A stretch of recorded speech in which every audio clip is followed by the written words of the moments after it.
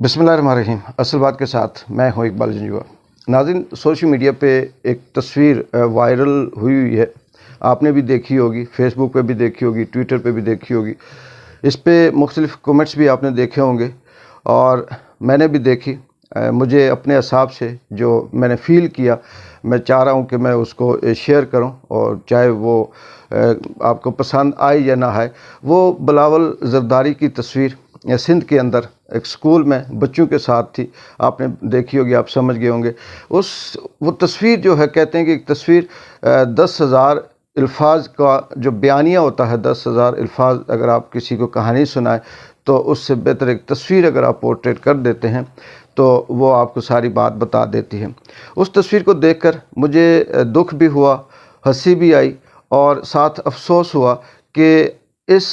मुल्क के अंदर पहले तो ये जो आवाम थी, ये सारी की सारी अंग्रेज़ों की ग़ुलाम थी, और अंग्रेज़ों की ग़ुलामी के से जब इन्होंने छुटकारा हासिल किया तो फिर ये छोटे छोटे ग्रुपों के अंदर कुछ ऐसे वडेरे आ गए जिन्होंने इन बच्चों की, इन लोगों की, इन आवाम की ज़िंदगी झूठे बयानियों पे ग़ुलाम बना रखी है। उस तस्वीर को अगर आप गौर से देखें तो स्कूल के बच्चे जो मसनूई हंसी हंस रहे हैं, लेकिन हैरत की बात है, बिलावल ज़रदारी जिसने खुद 5 लाख का जूता पहना हुआ है, लेकिन उसे ये नज़र नहीं आ रहा कि उसके इर्द गिर्द जितने बच्चे हैं वो सब नंगे पाँव हैं, उनके पाँव में जूते नहीं हैं, और आज की सर्दी के इस ठंडी ज़मीन पे उसके साथ खड़े हैं। उनके जिस्म पे गर्म कपड़े नहीं हैं, और वो कपड़े जो जब ये कहा गया होगा कि इस स्कूल में बिलावल ज़रदारी आ रहा है, तो आप अंदाज़ा कर लें कि उस स्कूल की जो इंतज़ामिया थी, या उस ज़िले की जो इंतज़ामिया हुई होगी, या उन बच्चों के जो वालिदैन हुए होंगे,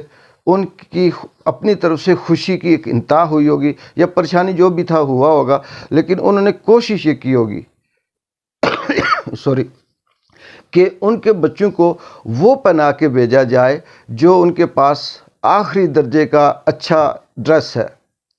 यानी इस वक्त उस तस्वीर के अंदर जो बच्चों ने पहना हुआ था वो पहना हुआ था जो उनके पास सबसे अच्छा ड्रेस था, क्योंकि बिलावल साहब आ रहे हैं और जो तीसरी नस्ल के हुक्मरान सिंध के आ रहे हैं, और वो वहाँ पे तस्वीर बनाकर ये शो कर रहे हैं कि ये गरीबों का,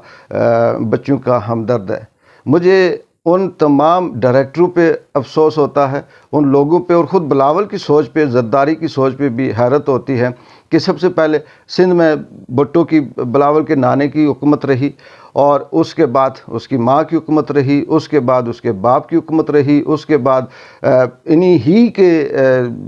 जो इर्द गिर्द लोग थे इनकी हुकूमत रही, और आज तीसरी नस्ल से बिलावल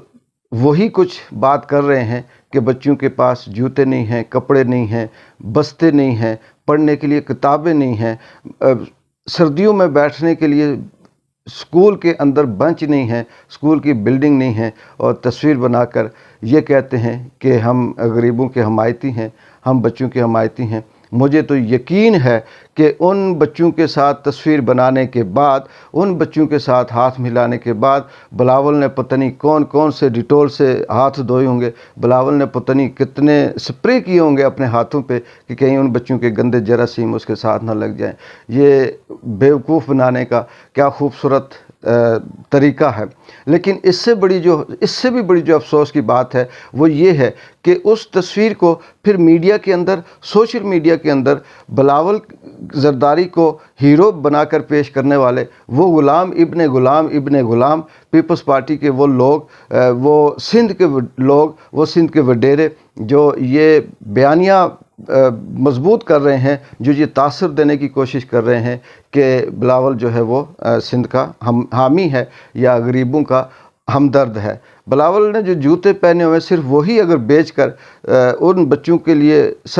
वक्फ कर दे तो मेरा ख्याल है कि वो सारे बच्चे उसके जूतों की कीमत पे अच्छे जूते भी पहन सकते हैं, अच्छे कपड़े भी पहन सकते हैं, बस्ते भी उनको मिल सकते हैं, किताबें भी उनको मिल सकती हैं। लेकिन ऐसा उन्होंने नहीं करना, क्योंकि ये सिर्फ तस्वीर एक दिखावा थी, और ये सिर्फ ये दिखाना था कि हम आने वाले वक्त में बहुत बुरी तरह से पिट चुके हैं। इमरान खान के आगे हमारी स्ट्रेटजी सारी नाकाम हो चुकी है, हमारी सारी पॉलिसीज़ फ्लॉप हो चुकी हैं, लिहाजा अब कुछ ऐसा करते हैं ताकि लोगों के अंदर ये तासुर जाए। इसमें कोई शक नहीं है कि ये मुल्क बेवकूफ़ अवाम का नहीं है, लेकिन इसको ग़ुलाम बना के रखा गया है। और चंद एक ऐसे लोग हैं जिनकी तादाद उंगलियों पे गिनी जा सकती है, जो 60, 70, 80, 100 से ज़्यादा नहीं है। उन्होंने अपने एक चैन और छोटे छोटे ग्रुप बनाए हुए हैं और वो इस मुल्क की आवाम को मुख्तलिफ़ अंदाज में बेवकूफ़ बना रहे हैं, ग़ुलाम बना रहे हैं। जो हक सच की बात करता है उसको मरवा देते हैं, उसको उठवा देते हैं, फिर उसका एक रोब जो है वो इस